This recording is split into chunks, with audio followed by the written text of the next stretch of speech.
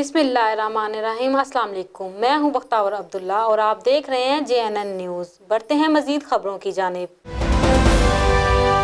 जुए के बड़े अड्डे पर छापा, 8 जवारी गिरफ्तार, दाव पर लगी हुई भारी रकम कब्जे में ले ली गई। कार्रवाई मीरापुर पुलिस ने की। तफसीलात जानते हैं कारी खालिद से। थाना मीरापुर पुलिस ने कोटली जिंद में जुए के बड़े अड्डे पर छापा मारकर 8 जुआरियों को गिरफ्तार कर लिया और दाव पर लगी भारी रकम कब्जा में ले ली। मुकदमा दर्ज करके मजीद कार्रवाइयां शुरू कर दी गई हैं। जराइम पेशा अफराद के खिलाफ ये ऑपरेशन DPO बिहाड़ी जाहिद नवाज मरवत की हदायत पर किया जा रहा है।